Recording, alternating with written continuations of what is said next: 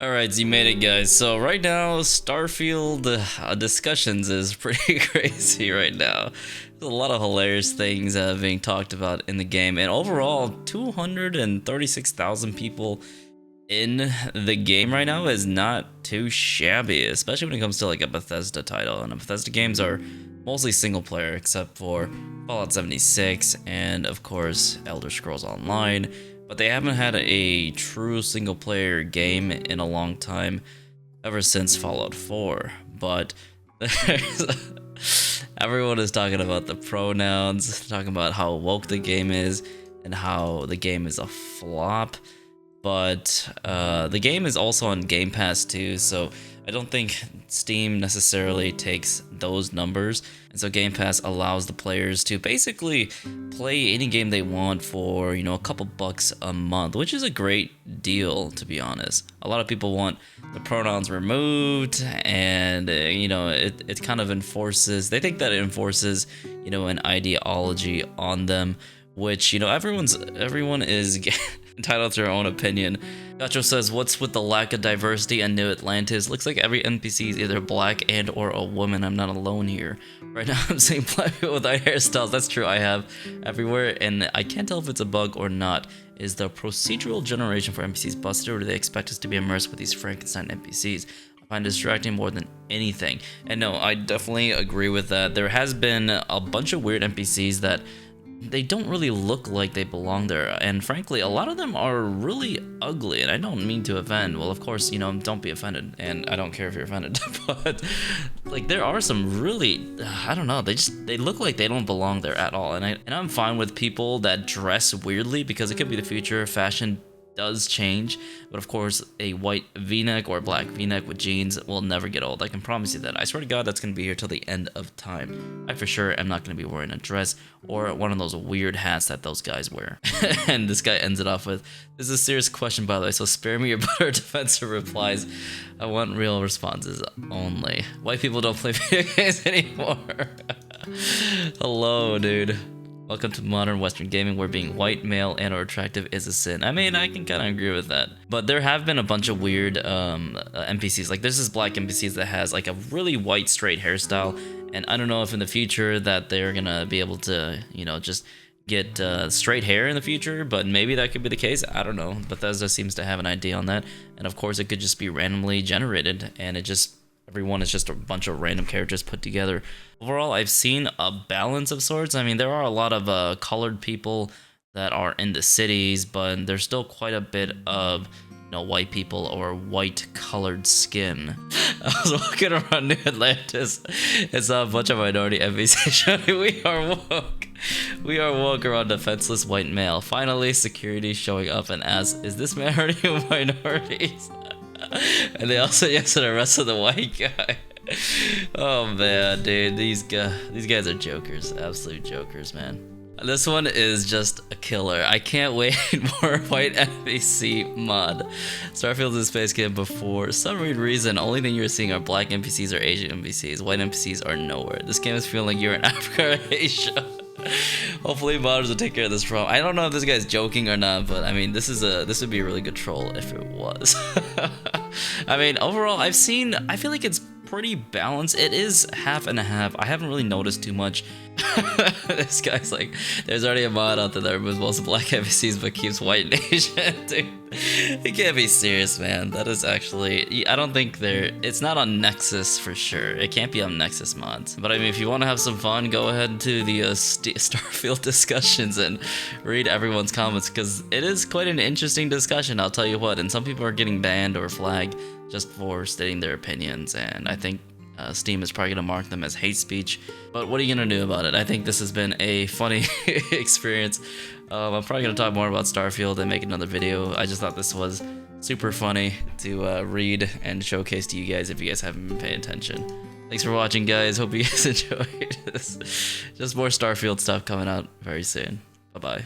See you later. This guy says 6 million players, and there's people that are saying a lot of them refunded it, and I'm sure a lot of people did refund it during early access for sure, because that's not what people expect. A lot of people expect this game to be Starfield and No Man's Sky, and during the previews and the gameplay trailers that we did see from Todd Howard, they did say that, the game is going to basically be a new experience for, exploring space. But when you try to compare a Bethesda game, if you know what a Bethesda game is basically a very buggy title with hilarious NPCs and pretty decent storytelling, especially the side quests. The main storylines can be really good, such as in Fallout 3, and Fallout 4's was pretty lackluster, but the side quests are what we really care about. The characters are what we really want to play the game for. Plus, let's not forget about the mods. The one bad thing about Game Pass is that you're not able to download mods even if you're playing on PC, and that's going to be really detrimental to people who really want to get the true experience of a Bethesda title like this. Bethesda games are best played with mods. It's a game that they release to the public so that the community can fix later, and whether you agree with that or not, that's just how every game that they've created has been. Community carries the game. Skyrim has been carrying Bethesda since the dawn of time. Cold Spike is talking about, if the pronouns don't matter, why are they there? Oh man. And the reason why they do the pronoun stuff is so they can get a better ESG score. Now the score is all that matters for these big companies. I don't think most companies actually care about all this political stuff. They don't care at all. All they want is money and how to make a profit so that you keep buying said profit. Consume the product, alright? So even if you are on any sort of political leaning, you definitely shouldn't believe corporate in general, because these corporate greedy sons of guns only want money, especially the CEOs who make quadruple times the amount of the game developers that actually care and are passionate about the game. Only 250k peak online, Starfield. I mean, he's giving us information about, peak of certain games that they've made. Skyrim has 287,000, Fallout 4 472,000, Cyberpunk has 1 million. Of course, Cyberpunk was a huge fail, so these two games are quite similar, but I think Cyberpunk definitely had dropped the ball, especially a bigger ball, because they were pretty hypocritical in the past.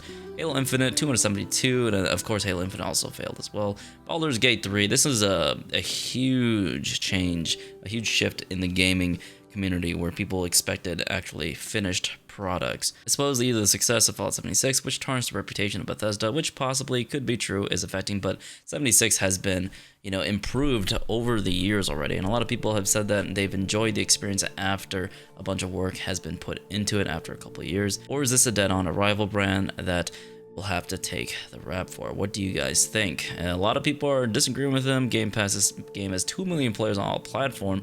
Next troll. Apparently there's a lot of trolls on here. I don't tend to take a lot of Steam discussions seriously at all, especially with people who haven't even bought the game.